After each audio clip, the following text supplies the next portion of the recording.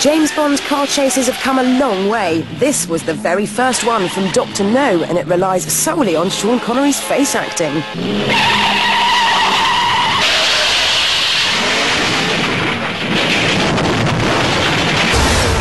Compare that to the last car chase from Die Another Day, and you can see how high the stakes have been raised in 30 years.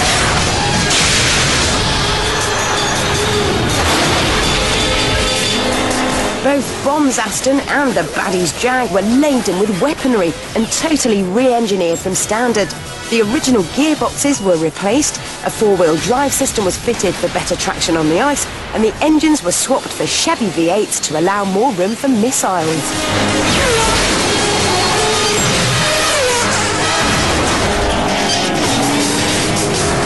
So, what are Fifth Gear's top 5 Bond chases? Well, using a non-scientific scoring system that gives extra points for realism and rewards inventiveness, here they are. At number 5, it's The Living Daylights. Originally, the chase was meant to involve yachts skidding on the surface of this Austrian lake, but the ice wasn't thick enough to support the weight, so they had to use cars instead. Cutting the hole in the ice by the car was actually shot in Pinewood Studios, and it was a specially rigged piece of ice that we rigged to go down on a hydraulic lift, funny enough. It wasn't shot in Austria at all. The Aston had to fly over this dam. We achieved that by fitting the dummy body shell of a car with a nitrogen cannon. Brace yourself.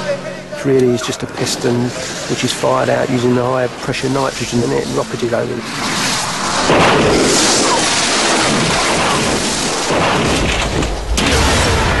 At number 4, it's A View to a Kill, and a chase designed by the man who choreographed The Italian Job, Remy Julien.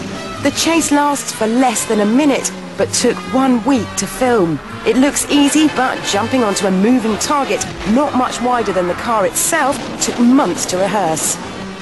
The next stunt is typical of Remy's originality. Slicing the back off a car when the driver is so exposed has to be timed perfectly. What I do remember is I had to drive it without the windshield, and driving a car, you know, at 35, 40, 50 miles an hour is very hard on the eyes because that wind is just blowing in and unprotected. So I really wasn't seeing where I was going. That was a bit hairy. Number 3 is The Spy Who Loved Me, and the car chase that happens underwater. There was no actual Lotus Esprit that turned into a submarine.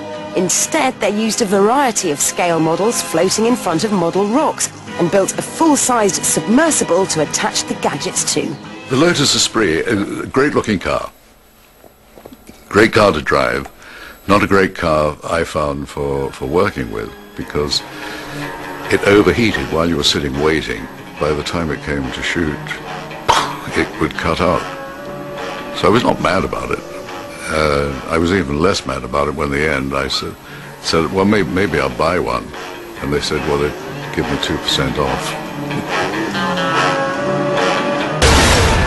At number 2, it's GoldenEye, one of our favourites, just because of the sheer amount of destruction.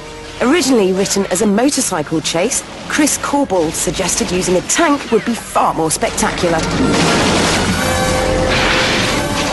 The particular difficulties of a tank are A, its weight. They weren't too keen on us driving around St. Petersburg with very old sewer systems in a 20-plus ton tank.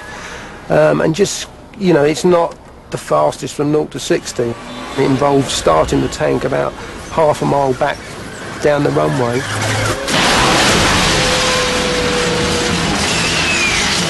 You'd never spot the drawings, but half the chase was shot on location in Russia and half on a backlot in Watford.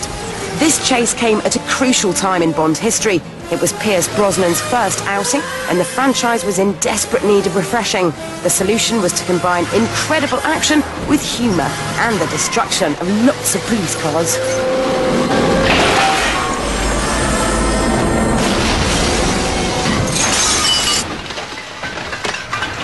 What a guy. At number 1, and our favourite Bond chase of all time, it's tomorrow never dies. It's got everything you want. Great driving and great gadgets. Neatest of all is the fact that BMW 750 appears to be remote controlled. We had a stuntman in the back sitting down in the rear passenger footwell with two little lipstick cameras mounted in the fronts of the mirrors, back three little monitors wrapped around the steering wheel, if you like, of where the stuntman was crammed down in the bottom footwell. Although you can see the direction you're going in, it's not easy to establish the depth of how far you are away from something. We love the fact that it's all live action and there's no CGI. So when the wheel reinflates, it looks totally realistic. But how do they do it? We just pumped air into a deflated tyre, but we took the weight of the car by having a jockey wheel behind the wheel that you see in the film. And that little jockey wheel was on a hydraulic arm. That would come down and lifted the car back up, thus reinflating the tyre. It took 1 month to film, with 10 days spent just doing close-ups with Pierce. A special TVR camera car was made to give a great sense of speed, but what seals this as number one is the funniest of all conclusions. Again, it's the trusty nitrogen cannon that fires the 7 Series home.